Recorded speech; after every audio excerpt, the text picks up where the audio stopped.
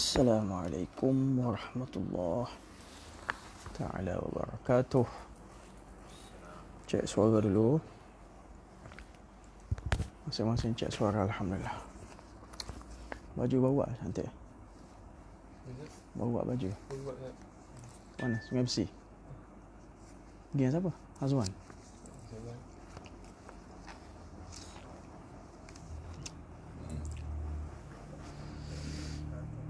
Assalamualaikum. Suara.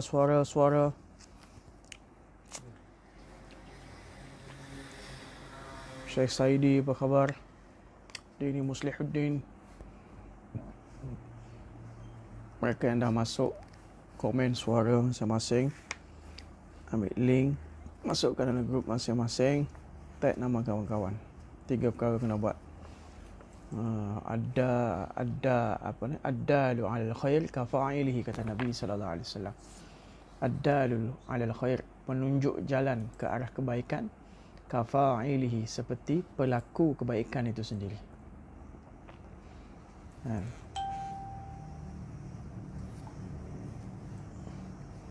Suara okey, alhamdulillah. Terengganu okey, tempat lain insya-Allah saya enggak okey lah.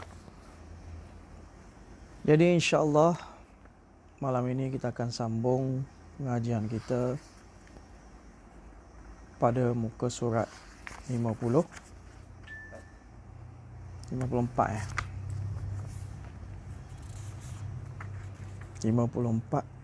bab yang ke-9 pada menyatakan ujub, ya. Kitab Jawi muka surat 54 bab yang ke-9 pada menyatakan ujub. Boleh insya-Allah tuan-tuan. Kita nak tahu apa itu ujub, apa beza dia dengan takabur, bagaimana kita nak hapuskan ujub dalam diri kita ni. Maka insya-Allah malam ni dia punya penjelasan dan pencerahan insya-Allah. InsyaAllah tuan-tuan, saya share lagi supaya lebih ramai dapat manfaat pengajian kita malam ini insyaAllah. Komen sikit siapa yang dah sedia, komen ana musta'id insyaAllah. Ana musta'id insyaAllah. Siapa dah komen, siapa dah sedia boleh komen ana musta'id.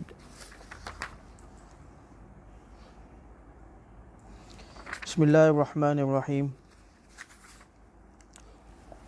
Alhamdulillahi wa kafa. Wassalamun ala ibadihi alladhina astafa. Amma ba'du. Fa'a'udhu billahi minasyaitanir rajim. Bismillahirrahmanirrahim. Wa yawma Hunainin iz a'jabatkum kathratukum falam tughni 'ankum syai'a. Subhana rabbika rabbil izzati amma yasifun. Wa salamun 'alal mursalin walhamdulillahi rabbil alamin. Allahumma salli ala Sayyidina Muhammadin wa ala ali Sayyidina Muhammadin wa barik wa sallim. Allahumma salli ala Sayyidina Muhammadin wa ala ali Sayyidina Muhammadin wa barik wa sallim.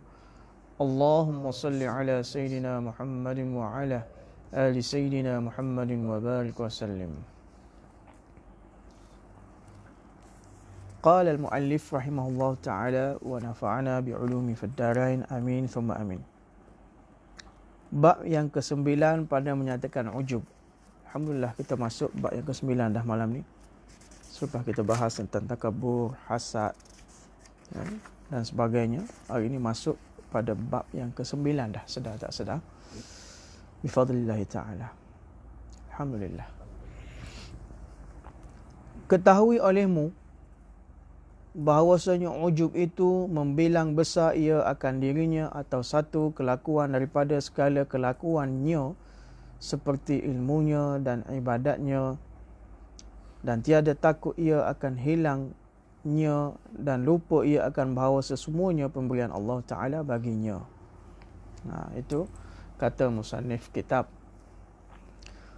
Maka musannif kata, ketahuilah olehmu ya talibal ilm, wahai penuntut ilmu semua, termasuk kita semua hari ni lah, bahawasanya ujub itu, apa makna ujub itu?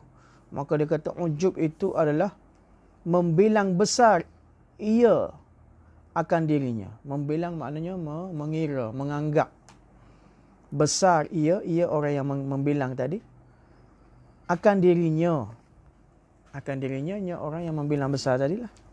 Makna dengan kata lain, dengan kata mudah, orang itu menganggap dirinya itu besar. Atau satu kelakuan daripada segala kelakuannya, seperti ilmunya dan ibadatnya. Dia membesar, disambung ni atau ni au, bihuruf ataf. Atau itu au lah kalau bahasa Arab. Maknanya membilang besar akan kelakuan daripada segala kelakuannya, seperti ilmunya dan ibadatnya. Maknanya dia menganggap bahawa kalau dia tak menganggap diri dia besar, ataupun dia menganggap salah satu daripada kelakuan ilmu dia anggap ilmu dia itu hebat, besar, ataupun dia menganggap ibadat yang dilakukannya, solat tahajudnya, zikir azkarnya, dia menganggap besar. Dia mari rasa hebat dalam diri. Dan pula tak habis itu lagi. Dia bukan hanya sekadar menganggap segala kelakuan dirinya besar dan tiada takut ia akan hilangnya. Dia tak takut pun. Kalau ibadat yang Allah Ta'ala bagi taufik, ilmu yang Allah Ta'ala bagi taufik, dia tak takut kalau ilmu ataupun ibadahnya tadi ditarik balik Allah Subhanahu Wa Ta'ala. Tak ada. Dia tidak ada rasa bimbang dan sedih kalaulah nikmat ilmu dan ibadat tadi ditarik balik oleh Allah Subhanahu Wa Ta'ala. Dan lupa ia akan bahawasanya, ada lagi tambah definisi ni, dan lupa ia orang yang mengira dirinya besar tadi, akan bahawa semuanya pemberian Allah Ta'ala baginya. Semuanya termasuk kelakuan ilmu, ibadat, zikir, azkar yang dilakukannya, itu semuanya pemberian Allah Ta'ala. Dia tak khabar, dia tak sedar bahawa semuanya itu kurniaan, pemberian Allah Ta'ala. Dia ingat mari dalam diri dia sendiri. Ilmu dia rasa hebat tu, dia ingat dia mari dengan sendiri. Disebabkan apa? Kasab, usaha dia. Dia mengaji di pondok berbelah-belah tahun. Dia sambung lagi PhD. Dia ingat itu kasab, usaha dia sendiri. Dia tak khabar, dia tak sedar bahawa itu adalah pemberian Allah Subhanahu Wa Ta'ala. Allah selamatkan kita daripada ujub. Maka jika melihat ia akan nikmat Allah Ta'ala atasnya dengan ilmu dan amal dan lain-lainnya.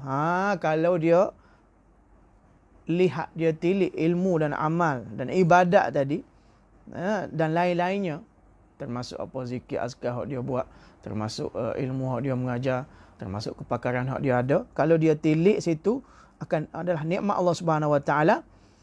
Kemudian pula, dan takut ia akan hilangnya. Dia duk rasa segala kepakaran hak dia ada, ilmu hak dia ada, ibadat hak dia buat, itu adalah pemberian nikmat Allah Subhanahu Wa Ta'ala. Kemudian mari perasaan takut pula, takut Allah Ta'ala tarik taufik. Ilmu hak Allah Ta'ala beri tadi, takut Allah Ta'ala luputkan kembali.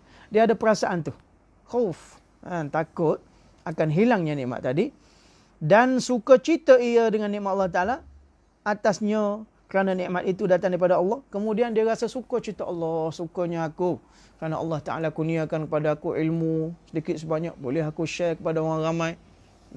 Sukanya Allah Ta'ala bagi kepakaran kepada aku, boleh aku tolong orang ramai.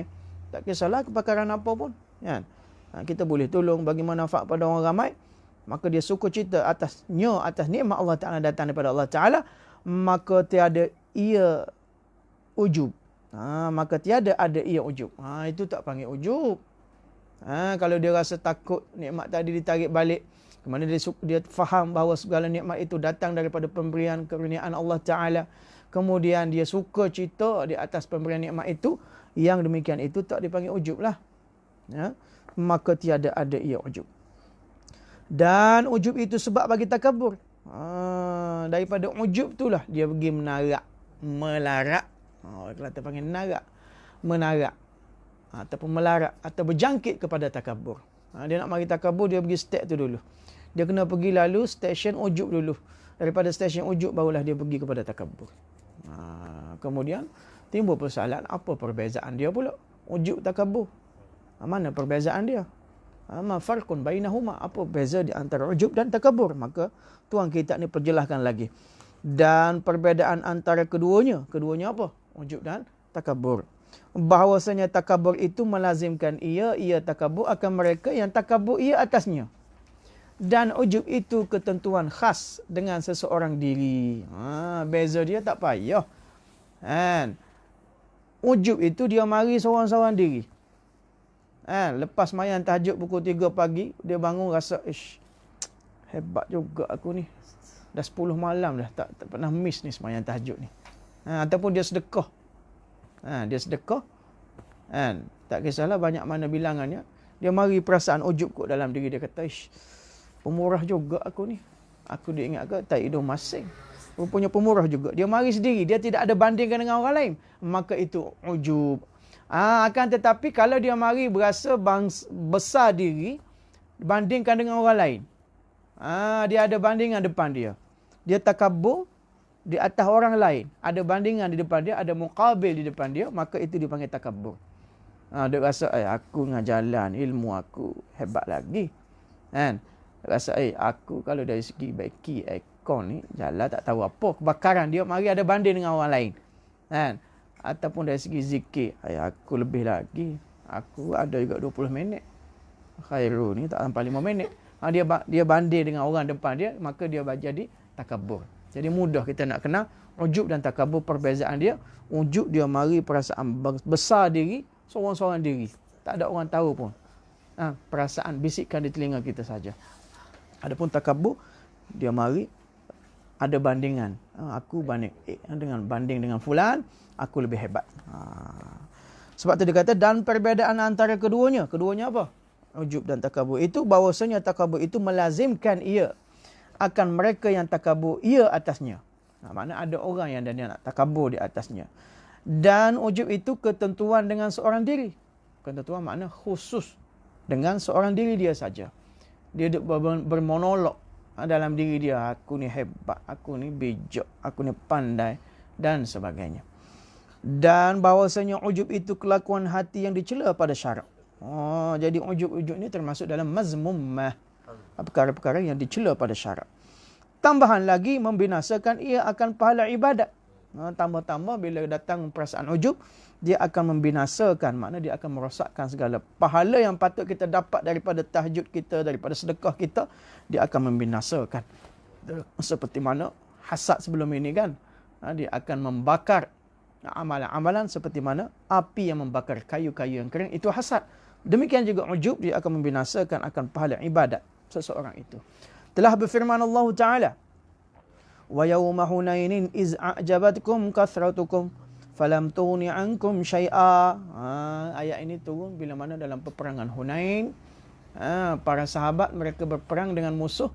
Mereka bangga dengan bilangan majoriti mereka berbanding dengan tentera musuh.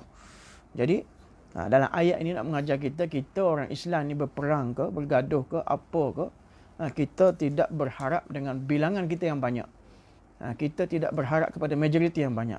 Dalam peperangan, sahabat mereka menang disebabkan yakin mereka 100% kepada madad dan nusrah pertolongan Allah Subhanahu Wa Taala. Uhud pun begitu, mereka sedikit, bilangan mereka lebih sedikit daripada golongan musuh.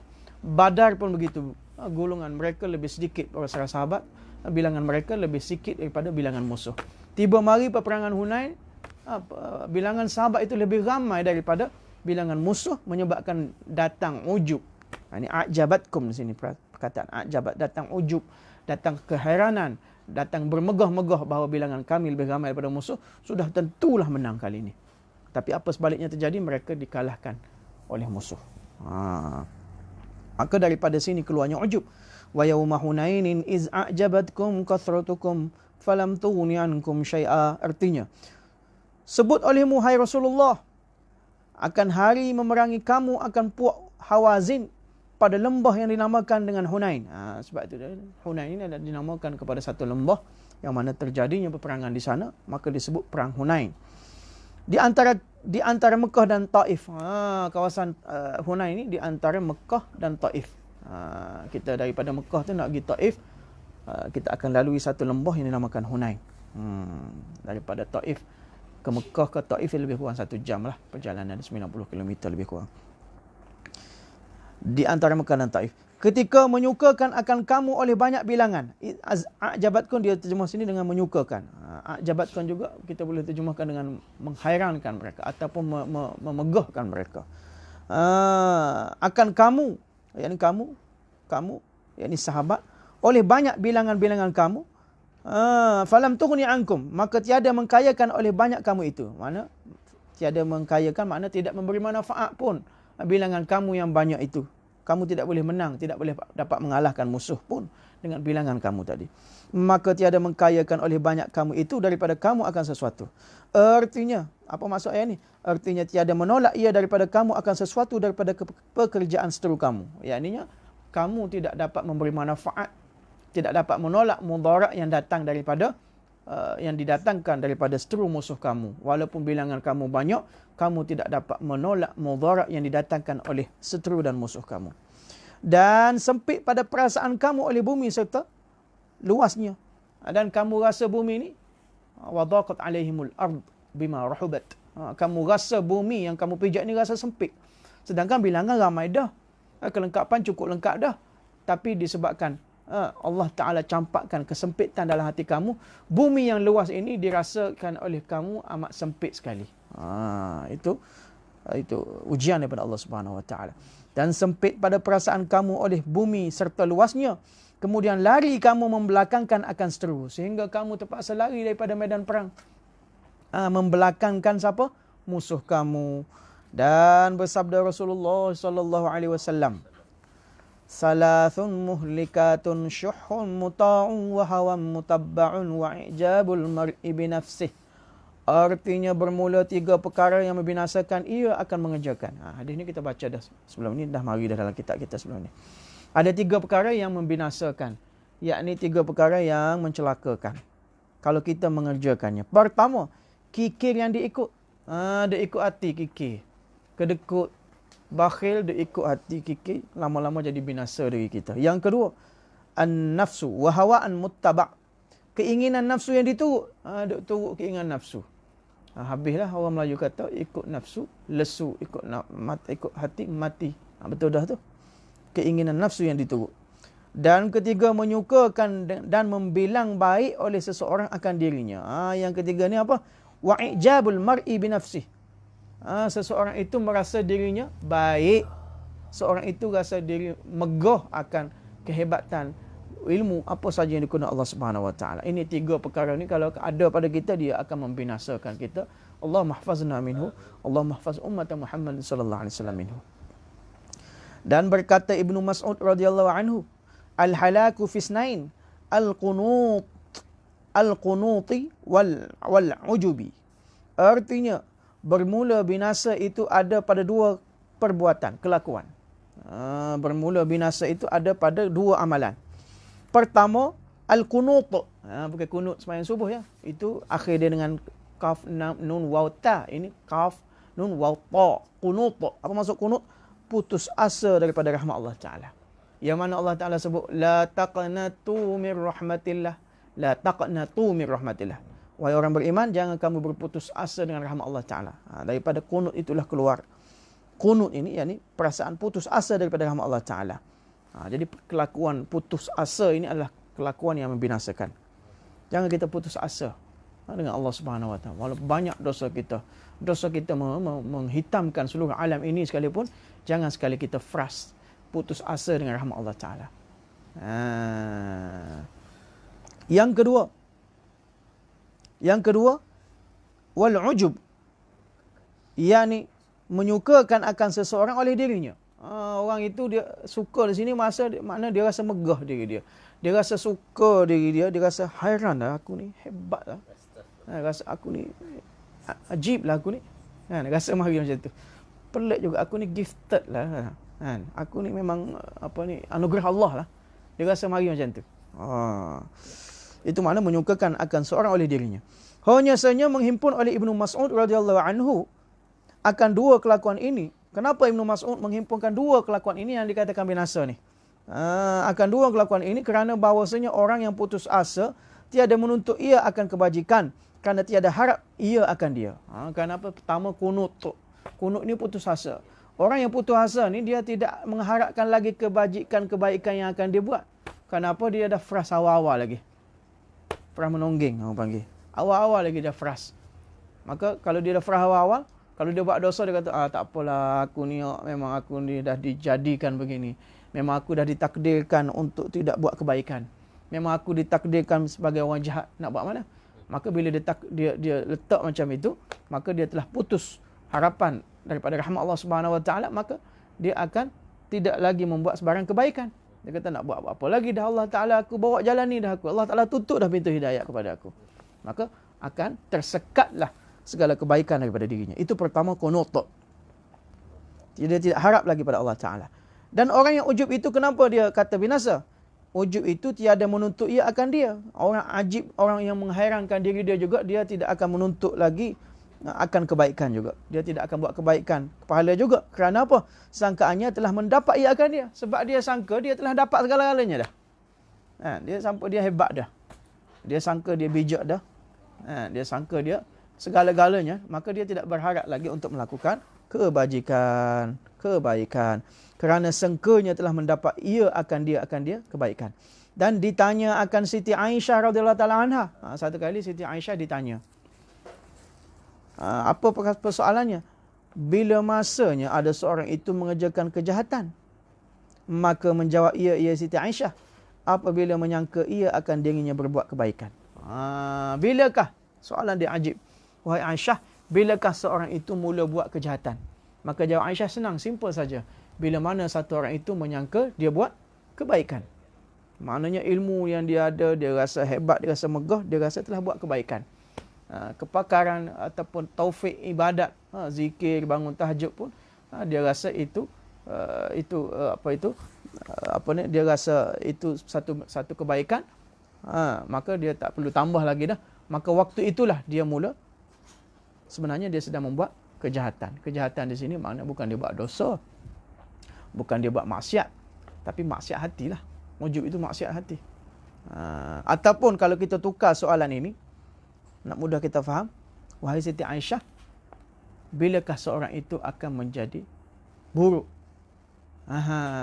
Bilakah seorang itu akan menjadi jahat? Maka jawab Aisyah, orang itu akan menjadi jahat bila mana dia menyangka dirinya baik. Faham tak? Bila dia menyangka diri dia baik, sebenarnya dia telah mula menjatuh kepada jahat. Sebab itulah ulama kata, buat baik itu baiklah. Tapi sangka diri itu buat baik, itu jahatnya. Faham tak? Bila satu orang itu dia akan jatuh mazmumah, bila mana dia membuat sesuatu, dia menganggap kebaikan itulah segala-galanya. Jadi Siti Aisyah ditanya, bila masanya seorang itu mengerjakan kejahatan? Maka menjawab Aisyah, simple saja, bila menyangka ia akan dirinya berbuat kebaikan.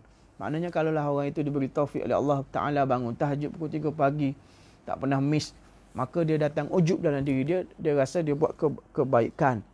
Apatah lagi pagi esok dia mula ceritakan pada orang, maka itulah dia mula telah buat kejahatan. Maksudnya situ.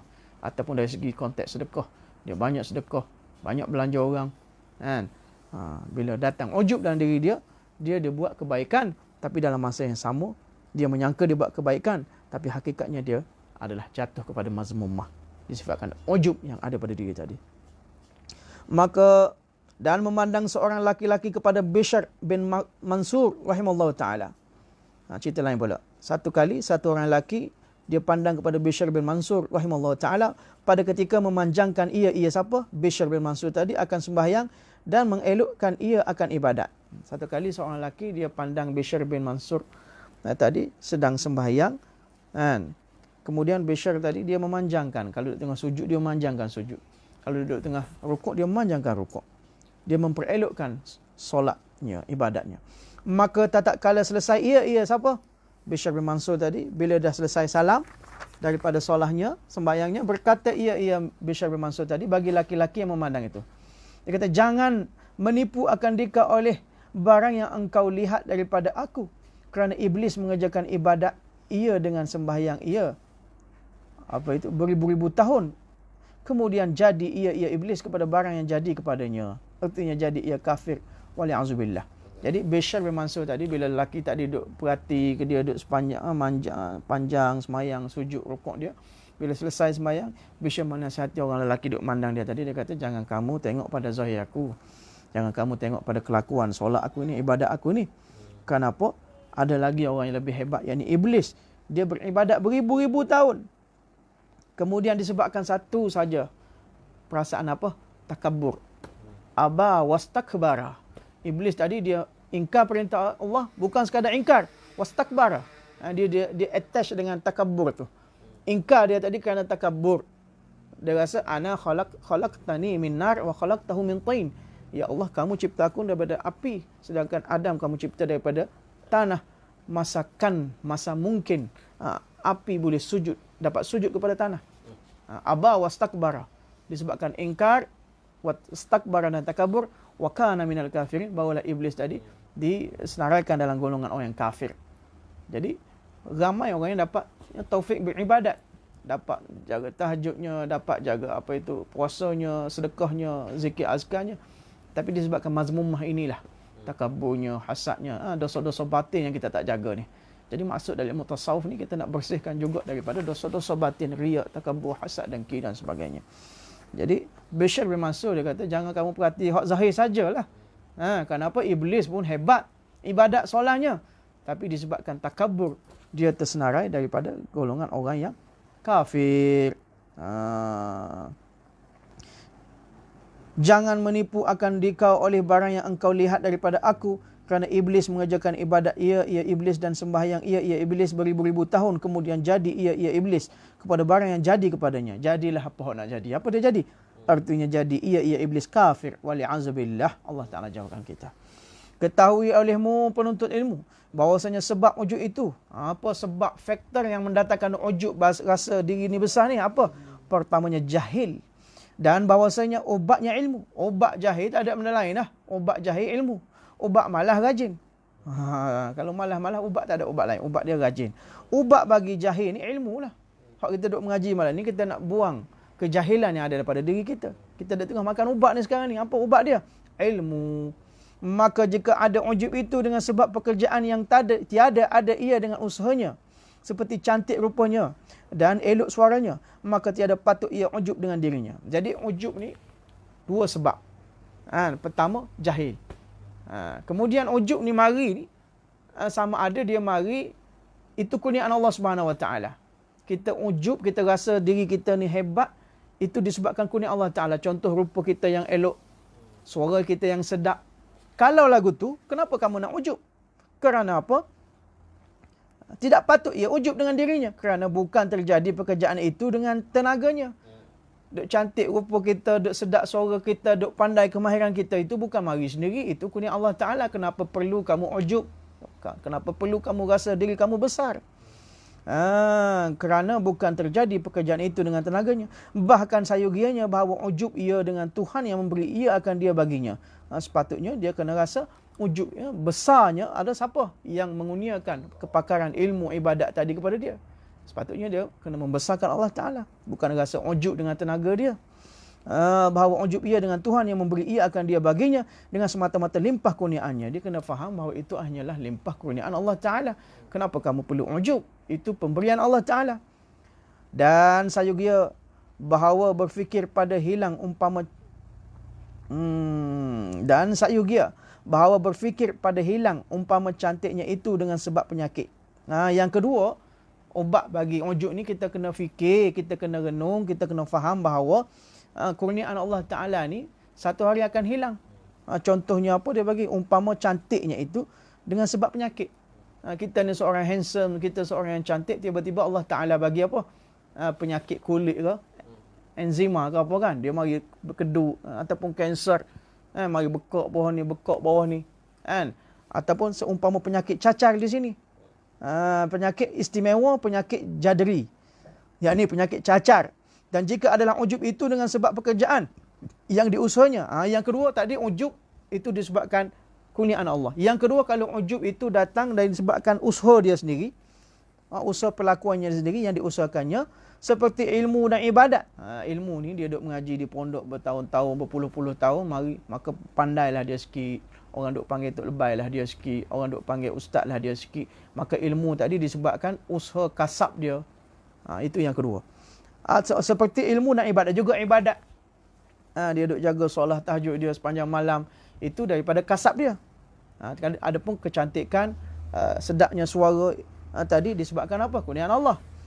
Kalau wujud sebab yang kedua ni nak bagi tahu, kalaulah kurniaan itu, kelebihan itu datang daripada usahanya sendiri, seumpama apa? Ilmu dan ibadat. Maka saya kira bahawa berfikir kena berfikirlah orang yang wujud itu pada pekerjaan itu dengan sebab apa? Mudah ia baginya. Kena fikir, kenapalah mudah aku dapat ilmu? Kenapa mudahnya jalan aku menuntut ilmu? Kenapa mudahnya jalan aku nak bangun tahajud malam, nak sedekah dan sebagainya? Kena fikir-fikir balik. Dan bahawasanya tiada mudah ia baginya melainkan dengan anggota dan akal. Kenapa jadi mudah dapat ilmu? Kenapa mudah buat kebaikan, ibadat? Tidaklah ia melainkan dengan anggota dan akal. Kerana Allah Ta'ala kurniakan anggota kepada kita. Allah Ta'ala bagi akal sehingga kita dapat ilmu. Dan bahawasanya segala anggotanya dan akalnya dan lainnya. Tak kiralah anggota badan kita, akal kita, segala kelebihan yang lainnya. Semuanya makhluk bagi Allah Ta'ala yang menjadikan akan dia oleh Allah Ta'ala. Kalau kita kata ilmu kita ni, kita sendiri yang usaha. Daripada kecil lagi masuk pondok, masuk madrasah dan sebagainya. Atau ibadat kita ni, kita rasa kita sendiri yang usaha. Daripada kecil tak pernah tinggal tahajud. Daripada kecil tak pernah tinggal takbiratul ula. Daripada kecil tak pernah tinggal sembahyang jemaah. Kamu kena fikir, kamu dapat itu semua kerana apa? Kerana apa? Akal yang dikena Allah. Anggota dikena Allah Ta'ala. Dan semua itu disebut sebagai makhluk Allah Subhanahu Wa Ta'ala. Makhluk bagi Allah Ta'ala menjadikan akan dia oleh Allah Ta'ala. Dengan semata-mata limpah kurniaannya. Itu hanya semata-mata limpah kurnia Allah Ta'ala saja. Kamu dapat ilmu, kamu dapat taufik buat ibadat dan sebagainya. Demikian juga ilmu dan ibadah dan segala pekerjaan kita itu semuanya Allah Ta'ala yang menjadikan. Ilmu hak kita ada, kemudian apa ibadah hak kita buat.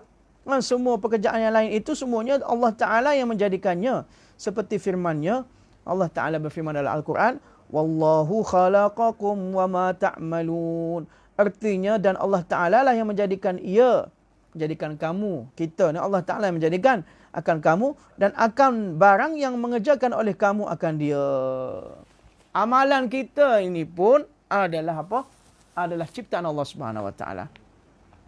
Daripada ayat inilah yang kita belajar akidah af'alul ibad. Pekerjaan hamba itu, perlakuan hamba itu adalah semuanya adalah milik Allah Subhanahu Wa Ta'ala. Wallahu khalaqakum wa ma ta'malun. Daripada ayat ini Mu'tazilah berakidah yang mengatakan kita ni memang dicipta Allah Subhanahu Wa Ta'ala, tapi amalan kita baik buruk daripada kita sendiri. Faham tak? Amalan baik buruk dia kata daripada kita sendiri. Sedangkan kita Ahlussunnah wal Jamaah kata amalan baik buruk semuanya daripada Allah Subhanahu Wa Ta'ala. Tinggal beza apa kita Mu'tazilah?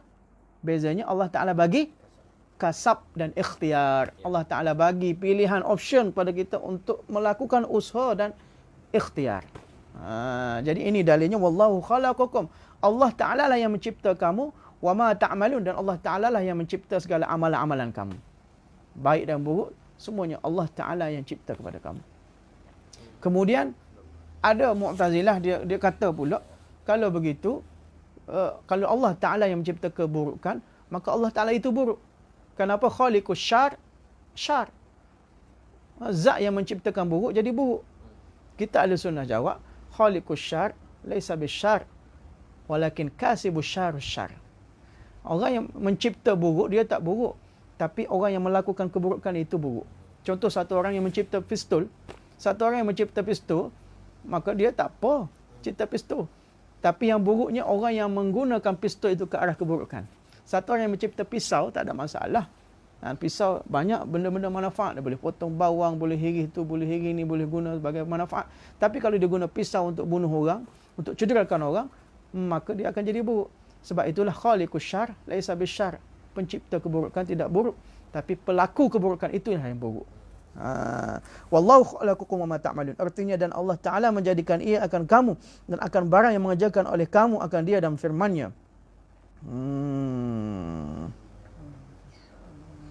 Wa ma tasha'una illa an yasha Allah. Artinya, dan tiada menghendaki oleh kamu, wa ma tasha'una illa an yasha Allah, akan suatu melainkan bahawa menghendaki akan dia oleh Allah Ta'ala. Apa yang kita kandok sebenarnya itulah yang Allah Ta'ala kandok. Maka sayugia bagi yang berakal bahawa adalah ujubnya selama-lama dengan limpah kurnia Allah Ta'ala. Jadi orang yang berakal dia kena faham ujub itu selama-lama dengan limpah kurnia Allah Ta'ala. Sepatutnya dia kena ujub dengan limpahan kurnia Allah Ta'ala dan kemurahannya Allah Ta'ala. Kerana mengurniakan ia akan baginya akan ilmu dan akal dan memberi petunjuk ia baginya kepada ibadat dan tiada ada terdahulu baginya sebab dan usaha dan ikhtiar. Sepatutnya kena ujub kepada Allah Subhanahu Wa Taala yang mengurniakan kepadanya segala-galanya dan menyegah Allah Taala akan setengah manusia daripada ilmu dan akal dan petunjuk dengan semata-mata keadilannya. Ada Allah Taala tak bagi kepada taklah Allah Subhanahu Wa Taala bagi ilmu tu kepada semua orang. Kan, ada orang yang Allah Ta'ala bagi ilmu banyak ni, ada orang banyak tu, ada orang banyak ni. Itu adalah semata-mata sifat adilnya Allah Subhanahu Wa Ta'ala. Dan hendaklah takut ia akan mencabut Allah Ta'ala akan segala nikmat yang tersebut. Yang perlunya ialah kita takut. Takut-takut bila-bila masa saja Allah Ta'ala boleh tarik ilmu yang Allah Ta'ala bagi. Bila masa pun Allah Ta'ala boleh tarik segala nikmat yang Allah Ta'ala bagi. Dan Allah Ta'ala boleh tarik taufik yang Allah Ta'ala bagi. Kita ni dapat sembahyang tahajud, dapat sembahyang Jumaat, buat kebaikan kerana semata-mata taufik daripada Allah Subhanahu Wa Taala. Dan Allah Taala boleh tarik taufik bila-bila masa. Jadi kita tak boleh berbangga-bangga dengan diri kita. Ini semuanya semata-mata daripada taufik Allah Subhanahu Wa Taala. Taufik itu boleh ditarik bila-bila masa. Dan boleh jadi bahawa ada pemberian itu istidraj. Kalau kita dapat buat kebaikan banyak sekalipun, jangan kita sombong. Kerana ada sesetengah kebaikan yang kita buat itu dinamakan istidraj. Cuba komen bawah ni. Istidraj. Atasnya. Seperti firman Allah Ta'ala. Nanti kita bagi tahu apa istidraj. Seperti Allah Subhanahu Wa Ta'ala berfirman, Fatahna alaihim abwaba bakulli syai' hatta iza farihu bima utu akhaznahum baghtatan. Fatahna alaihim, membuka oleh Allah Ta'ala atas mereka itu akan pelbagai, bermacam-macam. Abwaba kulli syai', yakni pintu segala sesuatu, yakni daripada segala nikmat atas jalan istidraj. Maksud sini, abwaba kulli syai'. Allah Ta'ala buka ke atas dia, atas jalan istidraj.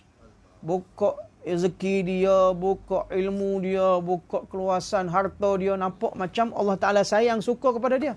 Tapi abwaba kulli syai' maksud ini atas jalan istidraj. Hingga apabila suka cita mereka itu, bila dia seronok dengan harta yang banyak, seronok dengan rezeki yang banyak, sehingga dia suka cita mereka itu dengan segala nikmat yang diberikan, akan mereka itu, siksanya Allah Ta'ala akan mereka itu dengan terkejut. Tiba-tiba Allah Ta'ala pegang dia. Tiba-tiba Allah Ta'ala tangkap dia. Dan firman-Nya Allah Ta'ala, sanastadrijuhum min haitsu la ya'lamun. Daripada sanastadrijuhum, istidraj tu. Sanastadrijuhum min haitsu la ya'lamun, artinya selagi kami ambil mereka itu sedikit-sedikit daripada pihak tiada mengetahui mereka akan dia. Yakni Allah Ta'ala istidraj, sanastadrijuhum, Allah Ta'ala pegang dia, tangkap dia sikit-sikit, dia tak sedar. Dia tak sedar. Makna istidraj, dia bagi tahu makna istidraj. Sedikit daripada pihak tiada mengetahui mereka itu akan dia. Makna istidraj itu menghampirkan kepada siksa Allah Ta'ala dengan diberi tangguh sedikit-sedikit. Sebenarnya Allah Ta'ala tangkap dia, tapi Allah Ta'ala, orang Kelantan panggil lock dulu, lock. Bukan lock, L-O-C-K, lock itu kunci. Lock ni maknanya biar dulu. Tengok dia dulu, lock dia dulu lah. Nampak jauh daripada Allah Ta'ala, tak semayang, tak puasa, tak apa. Allah Ta'ala bagi juga harta, Allah Ta'ala bagi juga kenikmatan, Allah Ta'ala lock dulu. Tengok, biar setara mana nak tengok. Akhir sekali bila Allah Ta'ala tangkap dia, tangkapan Allah Ta'ala secara mengejut. Baghtatan. Moga Allah lindungi kita semua daripada istidraj. Menghampirkan kepada siksa Allah Ta'ala dengan diberi tangguh sedikit-sedikit. Seperti mereka yang hendak menangkap ayam. Wallahu a'lam. Seperti orang nak tangkap ayam. Orang nak tangkap ayam kan, dia tabur dulu. Hampas kelapa tu dia tabur dulu. Sikit-sikit ayam pun duduk galik, keduk makan padi ataupun makan hampas kelapa tadi. Tiba-tiba dia tak tahu dah, kawan tu dah ambil jala dah. Slow-slow. Kalau ustaz kami dia ajar istidraj ni, mudah nak faham istidraj ni. Istidraj ni kita nak faham seperti perangkap tikus. Perangkap tikus kan. Zaman kecil-kecil dulu tikus rumah saya banyak. Bawa perangkap tikus tu, dia terbuka macam tu. Letak kepala ikan kembung dalam tu. Dalam perangkap tu letak ikan. Jadi ikan, kepala ikan ni kita misalkan seperti nikmat yang Allah Taala bagi pada kita lah. Orang yang diberikan nikmat, kaya, harta, properti banyak. Setengah daripada orang lah. Ada setengah orang dengan harta dia tidak melalaikan dia, dengan properti dia boleh sumbang kepada orang lain. Ada setengah orang dengan harta yang ada, aset yang banyak, dia melalaikan diri dia. Jadi semakin dia berniaga, semakin maju, semakin sale makin banyak, aset makin bertambah. Nampak macam Allah sayang. Jadi sekali tikus masuk, dia ngak kepala tadi. Bila ditarik kepala yang lekat pada perangkap tadi, maka pintu tak akan tertutup, maka tertangkaplah dia di dalam tikus tadi. Demikianlah orang tadi, nampak Allah Ta'ala bagi ni seolah makin sayang. Allah tambah rezeki dia, Allah tambah aset, properti dia, kemewahan dia. Nampak macam Allah sayang. Tiba-tiba Allah tangkap sekaligus dalam keadaan tak sedar. Baghtatan. Baghtatan maknanya tiba-tiba. Dengan cara tiba-tiba Allah Ta'ala tangkap dia. Cara mengejut. Maka tak sempat bertaubat. Mati dalam keadaan kufur pada Allah Subhanahu Wa Ta'ala. Wa na'udzubillah min zalik. Itulah maksud istidraj. Jadi lain kali kita nak faham istidraj ni perangkap tikus. Macam tu. Ataupun bagi makan ayam. Allah lindungkan kita daripada istidraj. Jadi mudah-mudahan Allah Subhanahu Wa Ta'ala bagi taufik pada kita untuk membersihkan hati kita daripada segala mazmumah, khususnya pada malam ini bab yang ke-9 berkenaan dengan ujub. Ujub dia mari tak sedar, tuan-tuan. Tak sedar dia mari hebat juga. Dia mari tak sedar. Takabur ni dia ada orang depan dia. Dia takabulkan dengan orang depan dia. Dia bandingkan dengan orang depan dia. Ujub ni sebab tak ada bandingan, dia rasa sendiri. Dia rasa nafsu dia, dengan nafsu dia mari rasa diri hebat, rasa diri berilmu dan sebagainya. Mudah-mudahan Allah Subhanahu Wa Ta'ala lindungi kita dan Allah Ta'ala beri taufik pada kita untuk kita membersihkan segala mazmumah ini dengan zikrullah. Tidak ada cara lain melainkan kita perbanyakkan zikrullah. La ilaha illallah adalah penyapu yang sangat berkesan untuk menghilangkan segala kesan-kesan mazmumah. Perbanyakkan kalimah la ilaha illallah, la ilaha illallah. Bukan tunggu ada orang mati nak pergi tahlil saja dapat mi goreng dan sebagainya. Dan la ilaha illallah itu sebenarnya adalah untuk membersih segala penyakit-penyakit rohani kita. Apatah lagi dengan pantauan guru-guru musyrik kita, ada jumlah-jumlah yang tertentu, insya-Allah dia akan memberi rawatan yang berkesan terhadap segala penyakit-penyakit hati. Insya-Allah taala bagi kita orang yang bermula ni, paling kurang kita kena habiskan istighfar dan selawat. Dan la ilaha illallah ni kita baca sebagai wukuf qalbi kita. Paling kurang 100 kali sehari. Seorang yang dapat ucapkan la ilaha illallah 100 kali sehari, pagi dan petang, Allah Ta'ala akan bangkitkan dia pada hari kiamat dengan muka yang bercahaya-cahaya seperti bulan purnama. Wallahu ta'ala a'lam wa ilmuhu atam. Akhir da'wana alhamdulillah rabbil alamin. Bismillahirrahmanirrahim. اللهم مغفرتك أوسع من ذنوبنا ورحمتك أرجع عندنا من أعمالنا اللهم إنا نسألك من خشيتك ما تحول به بيننا وبين معصيتك اللهم طهر قلوبنا عن حسد اللهم طهر قلوبنا عن حب الدنيا اللهم طهر قلوبنا عن حب المال اللهم طهر قلوبنا عن حب الجاه اللهم طهر قلوبنا عن كبر اللهم طهر قلوبنا عن عجب اللهم طهر قلوبنا عن تكبر يا أرحم الراحمين يا ذا الجلال والإكرام اللهم نوّر قلوبنا بعلمك واستعمل أبداننا بطاعتك اللهم نوّر قلوبنا بذكرك اللهم نوّر قلوبنا بمحبتك ومعرفتك برحمتك يا أرحم الراحمين ربنا تقبل منا دعانا صلاتنا ضرعنا تعلمنا إنك أنت السميع العليم تب علينا إنك أنت التواب الرحيم صلى الله تعالى سيدنا حبيبه محمد النبي الأمي وعلى آله وصحبه أجمعين برحمتك يا أرحم الراحمين الحمد لله رب العالمين جزاكم الله خير الجزاء. Kita dah setengah lebih dah kitab ni. Kita ni rasa hambanya kita kena perhabis kitab ni dulu baru boleh start kitab baru kita. Memandangkan PKP pun dah habis kan. Jadi ustaz sendiri pun dia panggil banyak hala daripada rimau. Hala tujuan tu banyak kan. Jadi nak buat hari-hari memang tak dan. Saya ingat kita habiskan kitab ni dulu, tasawuf ni permulaan tasawuf, baru kita masuk insya-Allah kitab akidah kita, Kifayatul Awam. Sementara itu tuan-tuan boleh cari kitab ya. Kena ada kitab depan mengaji baru sedap. Kalau tidak kita hanya dengar halwa telinga. Kita bukan hanya nak sedap telinga saja. Kita akidah ni kita kena mengaji betul-betul biar masuk, menusuk mantap dalam hati-hati kita insya-Allah taala. Jazakumullah khair jazak. Assalamualaikum warahmatullahi taala wabarakatuh. Assalamualaikum.